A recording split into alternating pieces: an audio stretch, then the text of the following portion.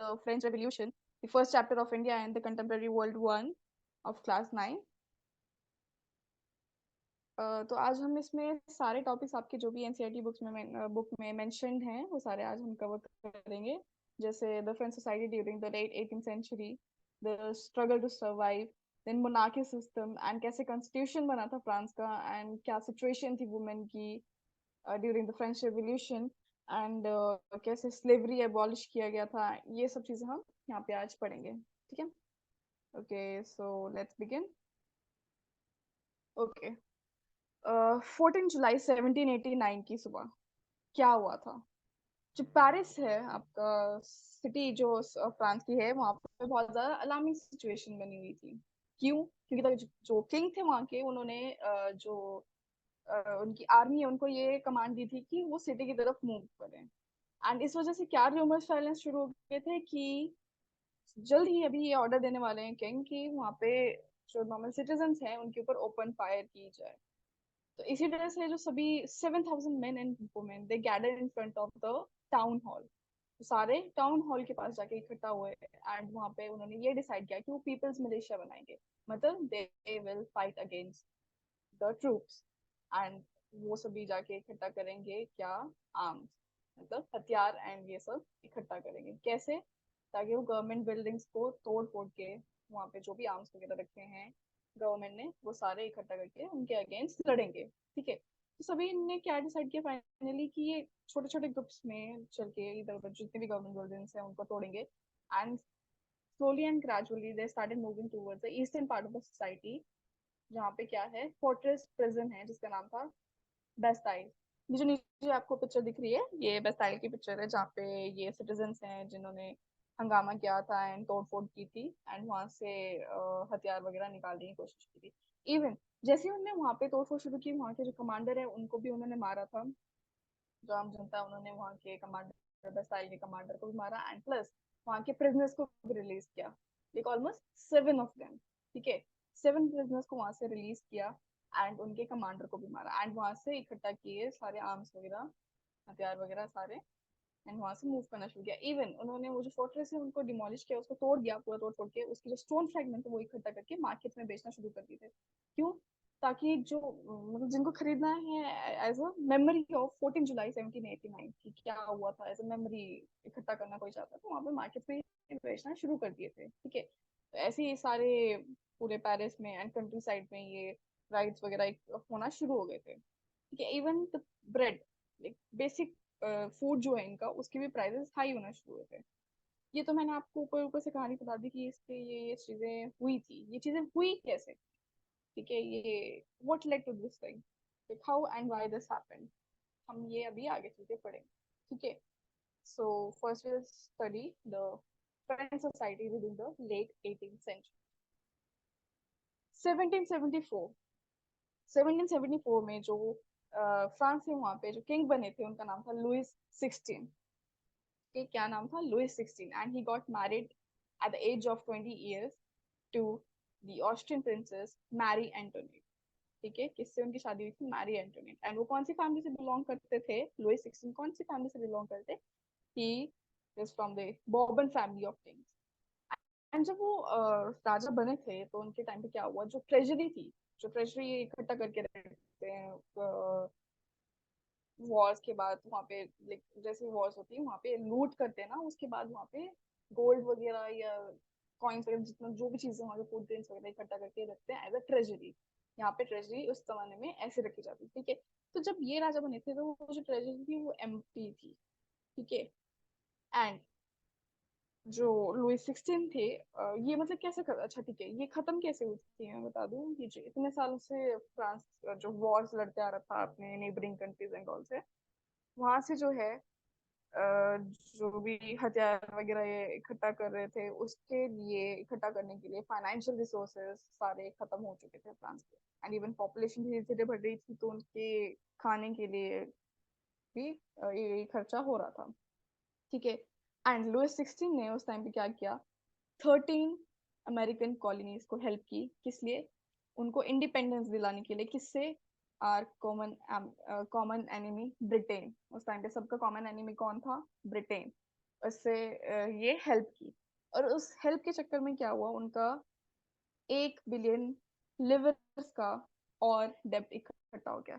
Like almost उनके पास जो था 2 बिलियन लिवर्स का। लिवर्स आपका, अगर आपके पास एनसीईआरटी तो उसमें नीचे न्यू वर्ड्स में मेंशन किया हुआ, लिवर्स उस टाइम पे फ्रांस की करेंसी थी। ठीक है, उस टाइम पे लिवर्स जो है फ्रांस की करेंसी हुआ करती थी। तो इनके पास ऑलरेडी 2 बिलियन लिवर्स का लोन ऑलरेडी था। अब ये वॉर के बाद 1 बिलियन लिवर का और इकट्ठा हो गया, मतलब ये ऐड हो गया। ठीक है, और उधर पे जो लेंडर्स थे, जिन्होंने इनको लेंड किया था ये पैसा इतना ज्यादा, उन्होंने इस पे 10% इंटरेस्ट चार्ज किया। ठीक है, like 2 billion levers and 1 billion levers पे अभी कितना, 10% का इंटरेस्ट था। ठीक है, अब जो भी पैसे इनके पास इकट्ठा हो रहे थे फ्रांस के बाद, वो किस चीज में जा रहे थे?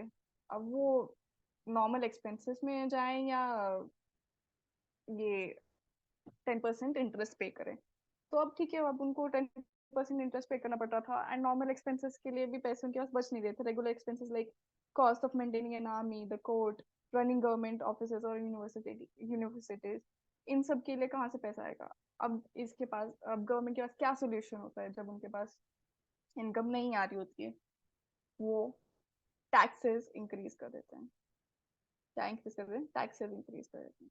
अब हम यहाँ पे पढ़ेंगे कैसे कैसे फ्रांस की जो सोसाइटी थी उस टाइम पे कैसे डिवाइडेड थी, कितने किस टाइप से डिवाइडेड थी। तो जो फ्रेंच सोसाइटी थी वो 3 स्टेट में डिवाइडेड थी वहाँ पे। First state, second state and third state. जो फर्स्ट स्टेट थी वो थी क्लर्जी। क्लर्जी किसको बोलते हैं? जो चर्च को संभालते थे। ठीक है, nobility, nobility, the nobility word comes from the noble. ठीक है, नोबल माने रिच, जिनकी स्टेटस अच्छा हो सोसाइटी में, जो रिच हो, पैसे कमाते हो, उनका वो सेकेंड स्टेज में आ जाते हैं। ठीक है, then third stage, third stage में आ जाते हैं कौन? Big businessman, merchants, court officials, lawyers etcetera, peasants, artisans, small peasants, landless labour servants, ये सभी इसमें आ जाते हैं। तो ये जो थे big businessman, merchants, court official, lawyer, ये अमीर होते थे थोड़े से ज्यादा। Then peasant and artisans, then small peasants, landless labour servants, ये सारे जो थे ये बहुत पुअर हुआ करते थे। ठीक है, एंड मैंने अभी जैसे बताया क्या क्या सोल्यूशन बचा था? टैक्सेस इंक्रीज करना। तो उन्हें टैक्सेस किस पे इंक्रीज हो गए थे? ये थर्ड स्टेट पे। ठीक है, वो जो टैक्सेस वो निकालते थे वो थर्ड स्टेट से निकालते थे।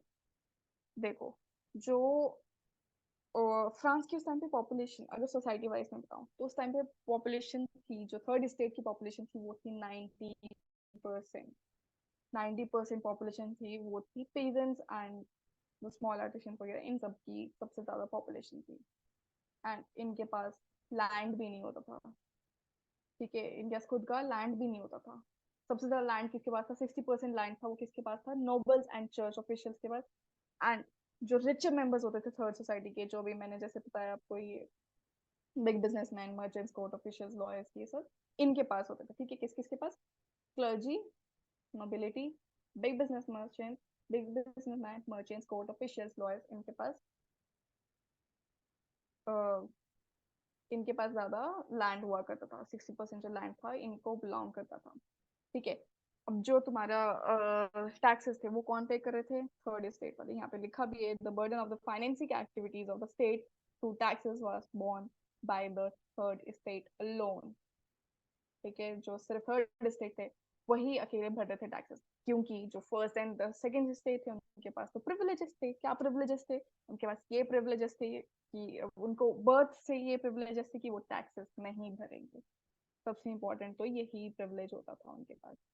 एंड प्लस ये भी प्रिविलेज होता है कि थर्ड, मतलब बाय बर्थ नहीं, बट ये बोल सकते हैं जो थर्ड स्टेट वाले थे वो फर्स्ट एंड सेकंड स्टेट वालों को सर्विसेज प्रोवाइड करेंगे, उनके घर का काम करेंगे एज एन लाइक सर्वेंट। ठीक है, थर्ड स्टेट वाले एज अ सर्वेंट भी उनको सर्व करते थे। ठीक है, तो यहाँ पे टैक्सेस जो थे 2 टाइप के थे, 2 तरह के थे, मतलब 2 क्या, 3 के मान लो ऐसे।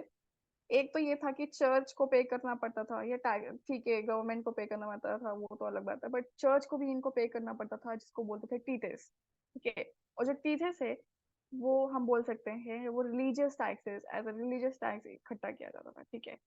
एंड बाकी जो है थर्ड स्टेट को जो भरना पड़ता था स्टेट को, उसको बोलते थे हम डायरेक्ट टैक्स, जो होता था वो उसे बोलते थे टेले। ठीक है, टेले।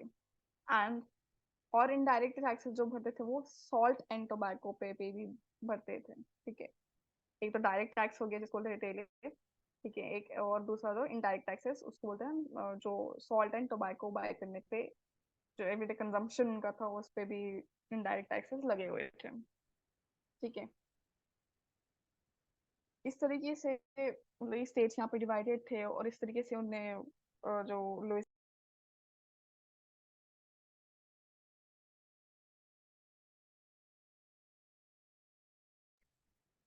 टैक्सेस इंक्रीज करके देन वो अपना पेमेंट आगे करेंगे। ठीक है।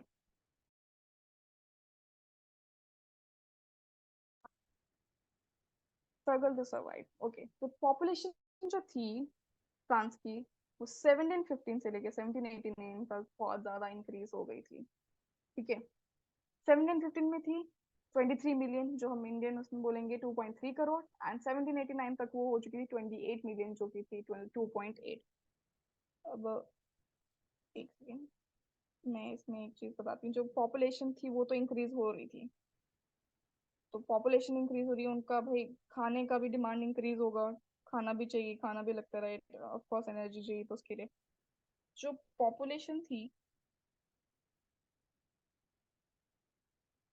वो तो इंक्रीज हो रही थी। ठीक है। डिमांड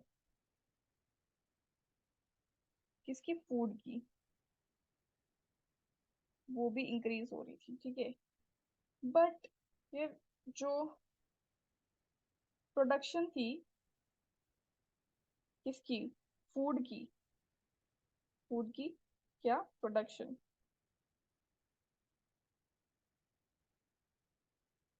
वो या तो स्टेबल थी या तो वो इंक्रीज हो रही थी, मतलब सॉरी डिक्रीज हो रही थी। ठीक है। अब तुम देख सकते हो पॉपुलेशन इंक्रीज हो रही है, खाने का डिमांड इंक्रीज हो रही है, प्रोडक्शन है ही नहीं, है ना? प्रोडक्शन है ही नहीं फूड की, तो क्या इससे क्या मतलब क्या होगा? इससे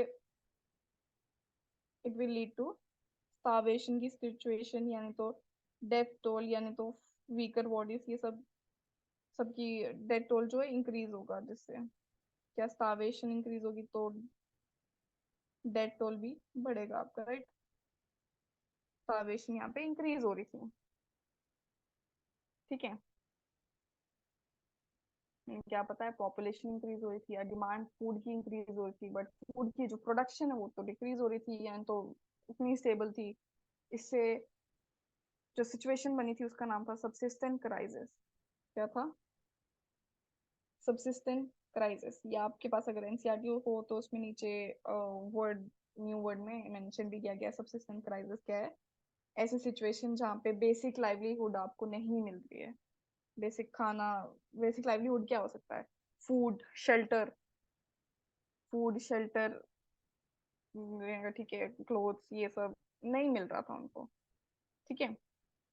एंड उनके जो ये लोग जो बेसिक जो इनका जो बेसिक चीज वो जो खाते थे जिसको बोलते हैं staple diet of majority, bread, उसके भी प्राइसेस इंक्रीज हो गए थे। एंड ये सब इंक्रीज होने के बावजूद भी, ठीक है, डिमांड इंक्रीज होने के बावजूद भी, एंड प्रोडक्शन नीचे होने के बावजूद भी, एंड प्राइसेस इंक्रीज होने के बावजूद बावजूद भी जो लेबरर्स थे उनकी इनकम तो बढ़ ही नहीं रही थी। जहाँ पे वो काम करते थे, वो जो हेड थे वो खुद से वेजेस अपने डिसाइड करते थे। ठीक है। तो इतने हाई प्राइसेस में भी उनने वेजेस जो है बहुत कम रखे थे, लाइक बहुत ज्यादा कम रखे थे, यानी तो वो इंक्रीज ही नहीं करते यानी तो कम कर देते थे, ऐसा सिचुएशन था। इसकी वजह से क्या हुआ, जो गैप था पुअर एंड रिच के बीच में वो बहुत ज्यादा इंक्रीज होना शुरू हो गया। जो पुअर थे वो पुअर होते चले गए, जो रिच थे वो बहुत ज्यादा रिच होते चले गए। ठीक है। ये ऐसी सिचुएशन यहाँ पे बनना शुरू हो गई। और अच्छा ठीक है, एक बार मैं ये बता दूं जो स्टूडेंट्स हैं क्लास 9 के, उनके अगर उनको फिल करना हो ये एक्टिविटी क्लास में अगर हो तो लाइक मैं इसमें वो पूरा सेंटेंस नहीं लिखूंगी बट इंस्टेड जो आपके वर्ड्स हैं जो फिल करने हैं इसमें जैसे फूड राइट्स है वो फर्स्ट हो जाएगा, स्कैर्सिटी ऑफ ग्रेन है वो सेकंड हो जाएगा, इंक्रीज नंबर ऑफ डेथ्स है वो थर्ड हो जाएगा, राइजिंग फूड प्राइसेस वो फोर्थ एंड वीकर बॉडीज वो फिफ्थ। मैं यहाँ पे 1 2 3 4 5 करके फिल कर दूंगी। अगर बैड हार्वेस्ट हो रहा है, अगर अच्छी फसल नहीं हो रही है, अच्छी फसल नहीं हो रही तो उसकी वजह से क्या होगा, आप खुद भी एक बार सोचो क्या हो सकता है। अगर अच्छी फसल नहीं हो रही है तो मतलब ग्रेन्स नहीं हो रहे हैं अच्छे से, राइट? ग्रेन्स की पैदावार अच्छे से नहीं हो रही है ना? तो हमारा आ जाएगा यहाँ पे 2। ठीक है, अगर ग्रेन्स ही अच्छे से नहीं हो रहे हैं तो उसकी वजह से क्या होगा, मतलब सप्लाई कम हो रही है ना? उसके अगर सप्लाई नहीं मिल रही है तो फिर हमारे क्या होगा, फूड प्राइसेस जो हैं वो इंक्रीज हो जाएंगे, जो आ जाएगा हमारा यहाँ पे 4। ठीक है, अगर राइज हो रहे फूड प्राइस राइज हो रहे हैं तो उसके वजह से क्या हो रहा है, पूरस जो है वो खरीद नहीं पाएंगे, है ना? ब्रेड खरीद नहीं सकते अभी। अगर वो ब्रेड ब्रेड नहीं खरीदेंगे तो उनको अच्छे से खाना नहीं मिल रहा है, राइट है ना? खाना नहीं मिलेगा उनको, उसकी वजह से उनकी क्या होगी, एक तो होगा अगर आप नहीं खाओगे तो आपका क्या बॉडी जवाब देना शुरू कर देगी ना, आपकी बॉडी वीक हो जाएगी। तो हमारा क्या आ जाएगा यहाँ पे, वीकर बॉडीज, जो कि है फिर। ठीक है, तो वीकर बॉडीज हो जाएगी। या और क्या हो सकता है, सेकेंड ये हम इंडिविजुअल लेवल पे बोल रहे हैं वीकर बॉडीज। सेकेंड क्या होगा, फूड राइट्स होंगे, खाने के ऊपर हंगामा होगा, लाइक भगदड़ मचेगी, सभी लूट करना शुरू कर देंगे एंड ऑल। ठीक है, तो फूड राइट्स हमारा क्या है, फर्स्ट है। अगर वीकर बॉडीज होगी उसकी वजह से क्या होगा, लोग बीमार होना शुरू होंगे, डिजीज होना शुरू होंगे, उसकी वजह से लोग क्या होंगे, मरना शुरू होंगे, जिसका जो यहाँ पे आ जाएगा हमारा थर्ड। ठीक है, डिजीज एपिडेमिक्स, डिजीज होना शुरू होंगे, इसकी वजह से भी क्या होगा, लोग मरना शुरू हो जाएंगे। ठीक है, तो लास्ट हमारा आ जाएगा यहाँ पे number of increase number of deaths, जो थर्ड है वो यहाँ पे हम लिख देंगे। ठीक है, ऐसे एक बार फिल कर लो, ये देख लो एक बार क्या क्या फिल करना है कहाँ पे, अगर आपको क्लास में पूछते हैं। नेक्स्ट हम चलते हैं, growing middle class envisages and end of privileges। ये लाइक टॉपिक वाइज मैं आपको करवा रही हूँ, जो भी उसमें टॉपिक मेंशन किए गए हैं। ठीक है, उस हिसाब से तो यहाँ पे पता है क्या मेंशन किया है, अगर देखो मैंने अभी आपको अभी तक क्या बताया है कि जो टैक्सेस इंक्रीज हो रहे हैं। ठीक है, गवर्नमेंट जो है उसने उन्होंने क्या किया, सोल्यूशन क्या निकाला कि ताकि वो 10% इंटरेस्ट जो पे कर सके, तो सोल्यूशन क्या निकाला था उन्होंने, टैक्सेस बढ़ाए थे, है ना? टैक्सेस इंक्रीज किए थे। तो अब देखो एज ए इंडिविजुअल सोचो, अगर आपके ऊपर टैक्सेस इंक्रीज हो रहे हैं, आपको गुस्सा तो आएगा ना कि आपको इनकम भी नहीं मिल रही और आपको टैक्सेस भी पे करने पड़ रहे हैं, उल्टा प्राइसेस भी, इन्फ्लेशन भी इतनी हो रखी है ना? तो ऑफ कोर्स आम जनता उनके अंदर ये गुस्सा तो आएगा कि इतना सब कुछ हो रहा है, ये गलत वे में हो रहा है। तो ऑफ कोर्स इन लोग भी जो थर्ड स्टेट वाले, उनके अंदर भी ये गुस्सा था, उनके अंदर भी ये आग थी कि ये क्या, क्यों इतना ज्यादा है एंड ऑल। बट देखो, उन्होंने यहाँ पे रिवोल्ट्स वगैरह शुरू की थी, ऐसा नहीं उन्होंने नहीं आवाज उठाई, अपने ओपिनियंस नहीं रखे, उन्होंने किंग के अगेंस्ट कुछ किया नहीं, उन्होंने रिवॉल्ट किए। ठीक है, ये किसके ऊपर, increasing taxes and food scarcity के ऊपर। बट द थिंग इज, उनके पास क्या कमी थी, उनके पास ना ही मनी था, पैसा भी नहीं था, और ना ही एजुकेशन थी। अब दोनों चीज तो है ही नहीं उनके पास, जो बेसिक चीज है जिसकी वजह से वो लड़ सकते थे, वो दोनों चीज यहाँ पे थी ही नहीं उनके पास। ठीक है, ना ही मनी, ना ही एजुकेशन। तो उनको अगर रिवॉल्ट करना था अच्छे से, अगर वो अच्छे से खड़े हो पाए इस चीज के लिए, तो उनको ये दोनों चीज चाहिए थी। ठीक है, तो स्लोली एंड ग्रेजुअली जिनको मतलब सच्ची में ये चाहते थे कि वो लड़े इसके अगेंस्ट, है ना, उसमें से कुछ कुछ लोग उन्होंने सोर्स निकाला ऐसा कि जिसके थ्रू वो पैसे कमा सकें। ठीक है, जिसके थ्रू वो पैसे कमा सकें एंड इवन एजुकेशन ले सकें, ये सब सोर्सेज उन्होंने निकाले। एंड फिर उधर से वो लॉयर्स वगैरह वगैरह बनना शुरू हुए, एडमिनिस्ट्रेटिव ऑफिशियल बनना शुरू हुए। ठीक है। एंड जैसे जैसे उनको एजुकेशन मिलना शुरू हुई, वो अपनी आवाज रखना शुरू किया, उन्होंने अपने ओपिनियन अच्छे वे में रखना शुरू किए। एंड उसमें से लोगों ने ये बोलना शुरू किया कि जो प्रिविलेजेस हैं वो बर्थ पे डिपेंड नहीं होने चाहिए। इंस्टेड वो किस पे डिपेंड होना चाहिए? A person social position must depend on his merit. Merit basis पे, मतलब जो वो कमा रहा है, जो वो कर रहा है, उस बेसिस पे डिपेंड होना चाहिए, ना कि जहाँ पे वो पैदा हुए हैं। ठीक है, उस बेसिस पे नहीं होने चाहिए। इसके चलते यहाँ पे दो फिलोसोफर्स जो उस टाइम पे बहुत ज्यादा पॉपुलर हुए थे वो निकल के आए, जिनका नाम था जॉन लोके एंड जेन जैक्वेस रोज। ठीक है, ये दो निकल के आए, ये बहुत ज्यादा पॉपुलर हुए थे उस टाइम पे। और इवन लोकिंग हैं, उनने ये एक बुक लिखी थी जिसका नाम है टू क्रिटिसाइज ऑफ गवर्नमेंट। ठीक है, जिसमें उन्होंने doctrine of divine and absolute right of monarch के बारे में लिखा था। एक मोनार्की सिस्टम, किंग का जो सिस्टम है उसके बारे में, एंड डिवीजन ऑफ पावर। जो पावर है वो तीन चीजों में डिवाइड होनी चाहिए, that is legislative, executive and judiciary.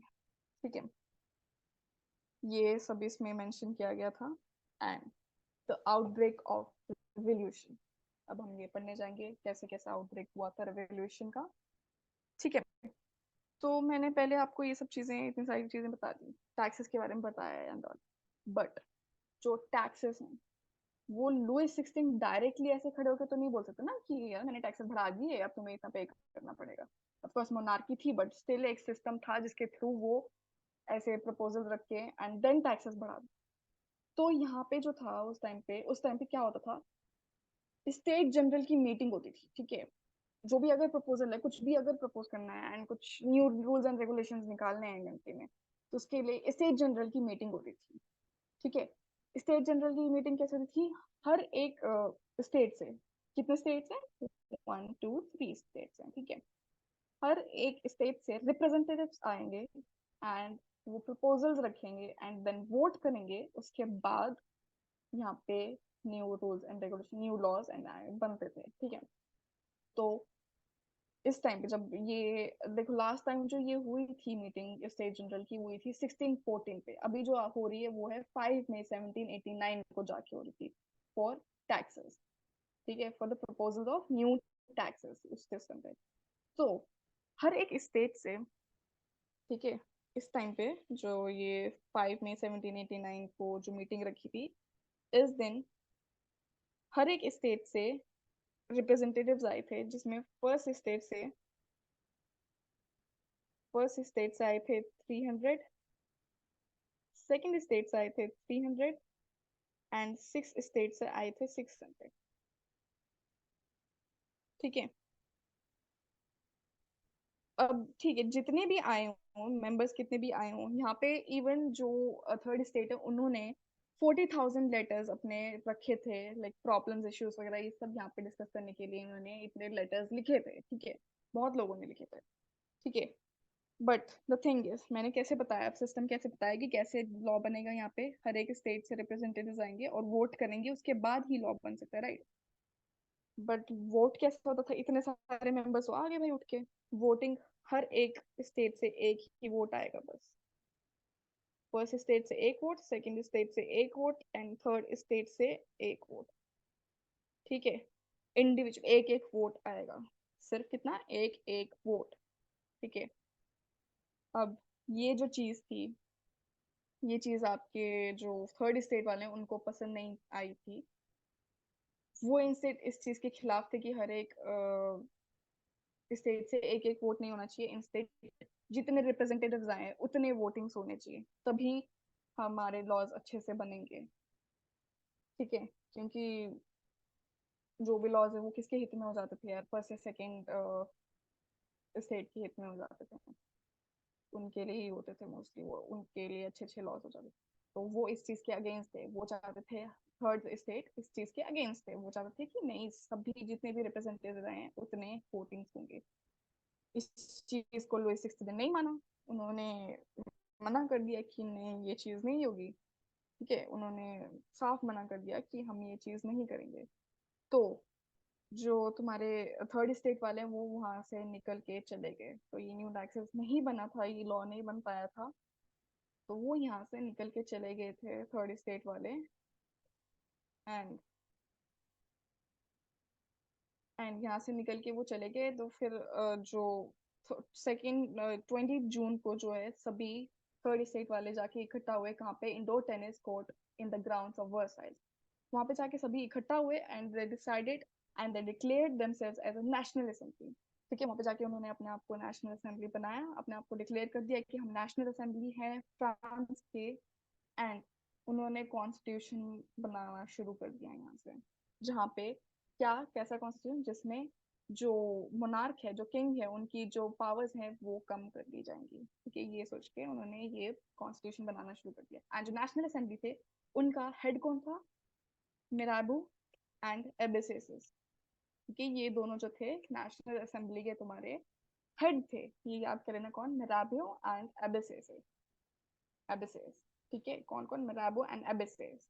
ठीक है, नेशनल असेंबली का हेड कौन था? मिराबू एंड एबेसेस। ठीक है, जो मिराबू था, एक बार मैं बता दूं और चीज ये बहुत अच्छी है, क्योंकि जो मिराबू थे वो नोबल फैमिली से बिलोंग करते हैं। समझ रहे हो, मतलब इतनी अच्छी फैमिली से बिलोंग करते हैं, मतलब क्यों आके वो क्यों थर्ड स्टेट को सपोर्ट करते थे एंड ऑल। इसलिए क्योंकि वो उनको ये आइडिया नहीं पसंद था कि बर्थ से किसी को भी प्रिविलेजेस मिल रहे हैं। वो इस चीज के अगेंस्ट थे, इस लॉ के अगेंस्ट थे। वो चाहते थे सभी इंडिविजुअल को, सभी सिटीजन को इक्वल राइट्स मिलने चाहिए एंड फ्रीडम मिलनी चाहिए। ठीक है, वो ये चाहते थे। ठीक है, ये सब तो ठीक है, वो नेशनल असेंबली अपना एक तरफ काम कर रही थी, और एक तरफ यहाँ पे लुईस सिक्सटीन जो है वो इस चीज को नहीं एग्री कर रहे थे एंड ऑल। और उस टाइम पे क्या सीजन चल रहा था, विंटर का, जिसकी वजह से जो बैड हार्वेस्ट, मतलब बहुत खराब पैदावार हो रही थी सब्जी की वगैरह। एंड उसकी वजह से स्टार्वेशन स्टार्ट हो गई, मतलब किसी को खाना नहीं मिल रहा था, तो बहुत ज्यादा लड़ाइयाँ शुरू हो गई इस वजह से। इवन जो लोग थे वहाँ पे बेकरी के बाहर, जो ब्रेड के लिए स्पेशली ब्रेड, ऑफकोर्स ये तब उस टाइम पे ब्रेड ही खाते थे यार, इसलिए बार बार मैं उसका ही नाम ले रही थी। उसके लिए जब लोग बाहर खरीदने जा रहे थे तो बेकर्स इतने ज्यादा हाई प्राइसेस कर रहे थे, तो जो वुमेन थी वहाँ पे, वो शॉप्स पे तोड़ फोड़ करके वहाँ पे लेना शुरू कर दिया था उन्होंने। ठीक है, और उसके बाद जो 14 जुलाई 1789 का जो मैंने तुम्हें इंसिडेंट बताया, जहाँ पे लुईस सिक्सटीन ने वो ऑर्डर दिया था ओपन फायर का, एंड जो जनता थी जो बेस्टाइल पे हंगामा किया था, वो इस चीज के बाद हुआ था। ये सब सीन हुआ था, उसके बाद ये 14 जुलाई 1789 वाला केस हुआ था। ठीक है,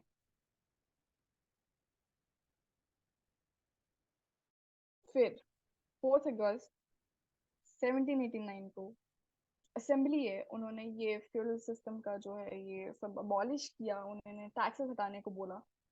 उसके बाद मतलब इतनी ज्यादा खतरनाक सिचुएशन हो गई थी कि लुईस सिक्सटीन को भी मतलब नेशनल असेंबली को रिकॉग्निशन देना पड़ा, एंड उनके प्रिंसिपल जो है, उनके जो भी बात थी वो माननी पड़ी। तो 4 अगस्त 1789 को असेंबली ने ये बोला कि जो टैक्सेस हैं, स्पेशली जो चर्च को जमीन भी दी गई है ना, वो भी आप वापस लो, क्योंकि वो रिलीजियस पर्पस है, वो वापस लो। एंड जो टैक्सेस एंड फीस जो मैंने बताया था तुम्हें पहले, जो टैक्सेस हैं वो उन्होंने हटाने को बोला। और इस वजह से मतलब इसका रिजल्ट बहुत ज्यादा अच्छा हुआ था। इसका रिजल्ट क्या आया, जो गवर्नमेंट है उसको 2 बिलियन लिवर्स का फायदा हुआ यहाँ पे, 2 बिलियन लिवर्स का फायदा हुआ लिटरली। ठीक है, जो वो जमीन थी वो किसके पास गई, गवर्नमेंट के पास की। और जो टैक्सेस थे वो सब हटाया गया, उससे जनता भी खुश थी, तो थोड़े ठीक हुआ माहौल एंड और। ठीक है, इसका जो आगे का है, मैं आपको कैसे कॉन्स्टिट्यूशन बना था, उसमें क्या क्या चीजें आई थी, वो सब मैं आगे आपको नेक्स्ट वीडियो में बताती हूँ।